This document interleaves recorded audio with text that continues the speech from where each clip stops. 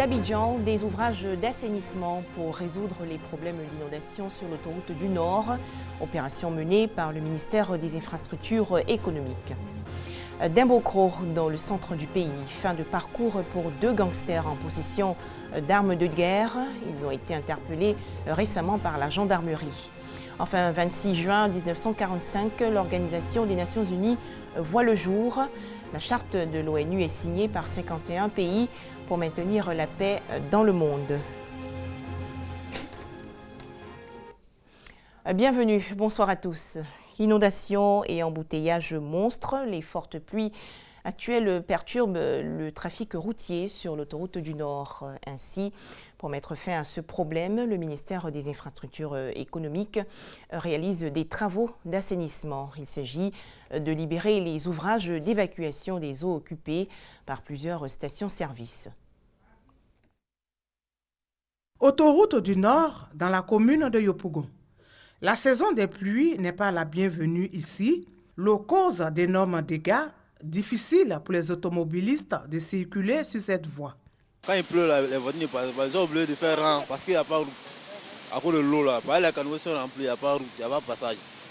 Donc il diminue. Quand l'eau côté aussi est rempli, tout va là-bas. Là-bas, il y a un guichet aussi, il n'y a pas de route. Ils sont obligés de ralentir, soit de se retenir. Quand on arrive à ce niveau, soit on gare, soit on trouve des solutions.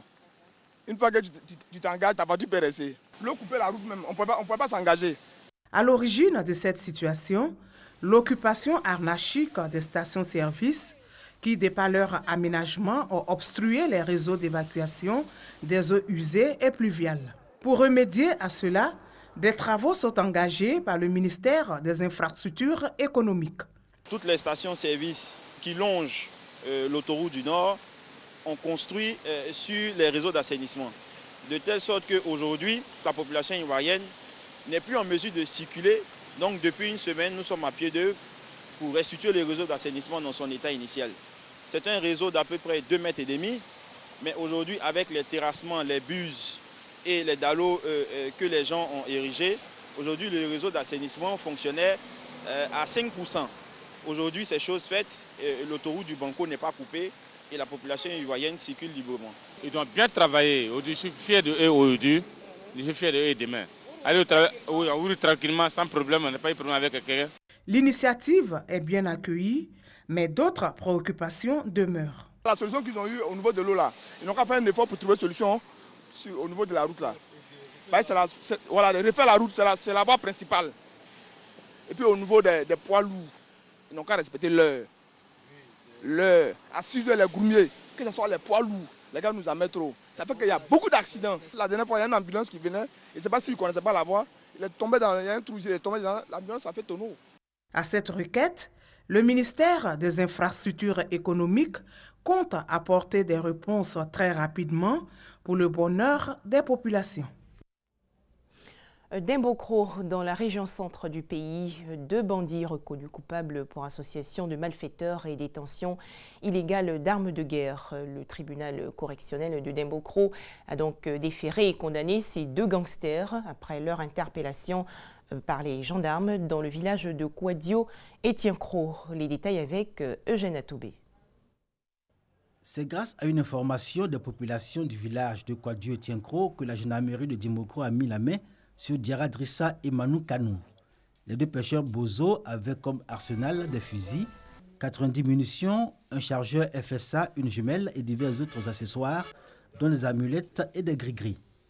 La saisie a eu lieu le 10 juin dernier, suivie d'une opération de ratissage le lendemain, laquelle a permis aux éléments du capitaine Agoudou de la gendarmerie, selon ses dires, de découvrir que les deux individus détenaient également un véhicule 4x4 appartenant à leurs complices. Déférés devant le parquet, ils ont été reconnus coupables d'association de malfaiteurs et de détention illégale d'armes par le tribunal correctionnel de d'Imbokro en son audience du 21 juin 2017. Les deux individus écopent chacun d'une peine de 5 ans d'emprisonnement ferme. Leur complice, lui, court toujours. Autre actualité nationale, un nouveau concept littéraire présenté récemment au grand public. L'Ivoironie, c'est son nom, veut soutenir le projet d'émergence économique et promouvoir la culture ivoirienne. Son créateur, le professeur Bitié Emmanuel, a animé une conférence à l'université Alassane Ouattara de Bouaké. Le point avec Alain Essois et Léon Brou de RTI Bouaké. Décryptage des couleurs du drapeau ivoirien, slam, poésie et sketch pour présenter un concept littéraire, philosophique, social et linguistique, l'Ivoironie, un tout culturel selon son inventeur. L'Ivoironie n'est pas une langue. L'Ivoironie est le règne d'une mentalité, est l'expansion d'un état d'esprit se rapportant à la Côte d'Ivoire et à l'Ivoirien. Et l'Ivoironie, c'est un coffret, un kit, un package de tout ce qui valorise la Côte d'Ivoire et l'Ivoirien. Au total, l'Ivoironie, un canal de promotion du patrimoine culturel ivoirien. Il est issu de diversités culturelles telles le nouchi et est empreint de symboles et icônes du sport et de l'art culturel. Ce concept se veut également un facteur de rapprochement et de réconciliation sur lequel pourrait s'appuyer le programme d'émergence de la Côte d'Ivoire, car, ajoute Emmanuel Tobi, c'est aussi un label économique. L'apport réel de l'Ivoironie à l'émergence, c'est d'abord sa capacité à nous unir, nous, Ivoiriens et Ivoiriennes, autour des valeurs que nous avons en commun. Parce que cette émergence économique a besoin d'un consensus social. L'Ivoironie, donc, pour qu'au milieu de nos différences, nous soyons d'accord sur ce qui ne nous différencie pas. Ce qui ne nous différencie pas, c'est le Rampoku, c'est le Fouet-Boigny, c'est le troisième pont, c'est Drogba Didier, c'est les éléphants de Côte d'Ivoire, c'est orange, blanc, vert. Pour l'heure, l'Ivoironie, c'est un manifeste de 22 pages. Il sera édité sous forme de livre de poche. En Afrique du Sud, le Congrès national africain doit élire son prochain président, scrutin prévu pour décembre 2017. En tête pour succéder à Jacob Zuma, le controversé chef d'État, son vice-président Cyril Ramaphosa et l'ancienne présidente de l'Union africaine, Dlamini Zuma. Le président sud-africain Jacob Zuma a encore ses fans au sein de son parti. Mais l'ANC pense déjà à sa succession.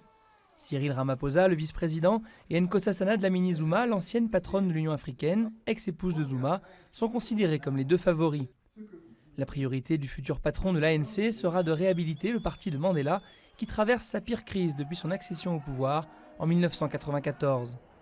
Les Sud-Africains sont de plus en plus nombreux à réclamer la démission de Jacob Zuma, touché par des scandales de corruption. Nous allons faire un grand travail d'introspection dans le parti qui impliquera tous nos membres.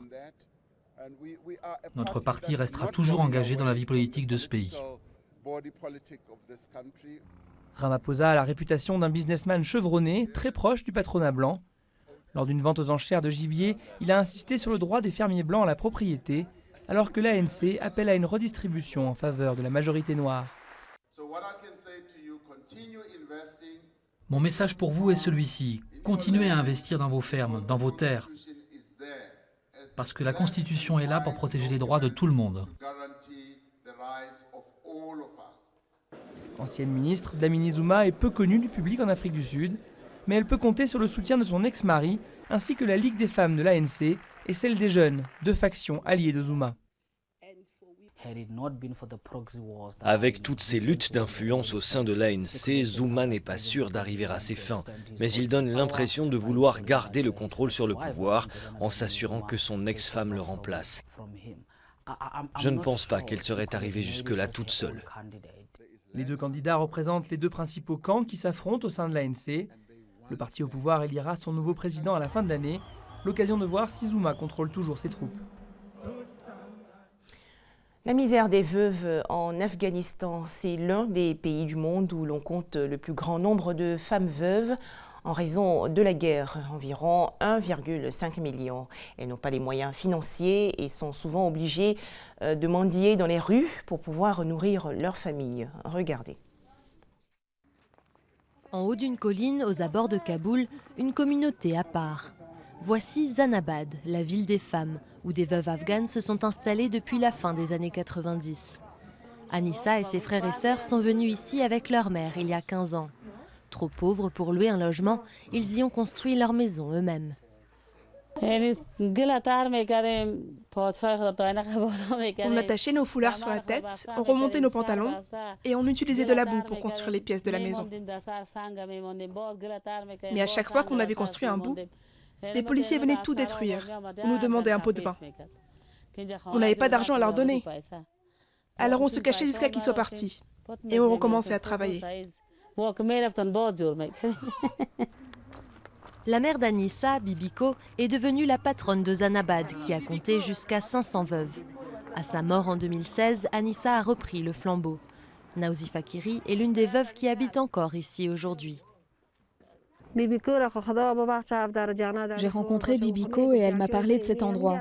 Je ne suis pas venue tout de suite, mais quand ma situation est devenue vraiment grave, je suis allée la trouver. J'habitais dans une maison que je louais et le propriétaire m'a jetée dehors. Difficile pour ces femmes seules de louer un logement. Les propriétaires les croient sans le sou ou de mauvaise vie. Après 4 décennies de guerre, l'Afghanistan compte plus de 2 millions de veuves selon l'ONU. Le gouvernement les aide à peine, au mieux $150 par an si leur mari est mort au combat. En Afghanistan, ce sont les hommes qui soutiennent financièrement les femmes d'habitude. Donc c'est très difficile pour elles de perdre ce soutien. Et en général, elles ne sont pas éduquées, elles n'ont pas de métier. Alors c'est dur pour elles de subvenir à leurs propres besoins. Et en plus, la plupart du temps, elles ont des enfants, ce qui représente une difficulté supplémentaire. Un texte prévoyant des aides pour les femmes pauvres en Afghanistan a été approuvé en 2008, mais jamais ratifié par le président. Pourtant, le pays compte chaque jour plus de veuves. Plus de 11 000 civils ont été tués en 2016 et au moins 800 soldats et policiers en seulement 3 mois l'hiver dernier. Désormais, ce sont des familles entières fuyant les combats qui viennent trouver refuge aux côtés des veuves de Zanabad. Aux États-Unis, petite victoire pour le président Donald Trump. La Cour suprême, la plus haute cour d'appel américaine, a restauré partiellement le décret anti-immigration suspendu par plusieurs décisions de justice jusqu'à son examen à partir d'octobre prochain. À la fin de la Seconde Guerre mondiale, il était nécessaire de créer un moyen pour éviter les futurs conflits et promouvoir la paix dans le monde. C'est pourquoi, le 26 juin 1945, les représentants de 51 pays réunis à San Francisco aux États-Unis ont fondé l'Organisation des Nations Unies, institution créée conformément aux principes de la Charte de l'Atlantique. Les explications de Thomas Guessambi. 26 juin 1945, les représentants de 51 pays adoptent la charte de l'ONU à la conférence de San Francisco. La Charte des Nations Unies, parfois appelée Charte de San Francisco, est le traité qui définit les buts et les principes de l'Organisation des Nations Unies, ainsi que la composition, la mission et les pouvoirs de ses organes exécutifs, le Conseil de sécurité, délibératif, l'Assemblée générale, judiciaire, la Cour internationale de justice et administratif, le Conseil économique et social, le Conseil de tutelle et le secrétariat général. Elle a été adoptée à la fin de la conférence de San Francisco le 26 juin 1945.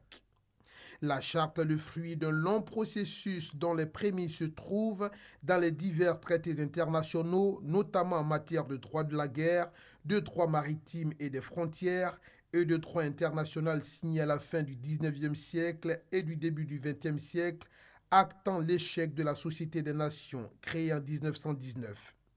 Elle fait suite à plusieurs traités et déclarations plus ou moins formelles publiés entre 1941 et 1944 entre les alliés de la Seconde Guerre mondiale.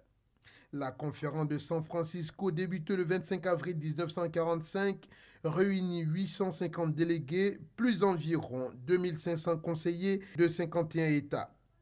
Repartis en 4 commissions et 12 comités techniques chargés de préparer le texte qui serait débattu à la fin de la conférence lors des assemblées plénières. Les 2 principaux textes à la base de ces travaux sont ceux des conférences de Durban, Oaks et de Yalta.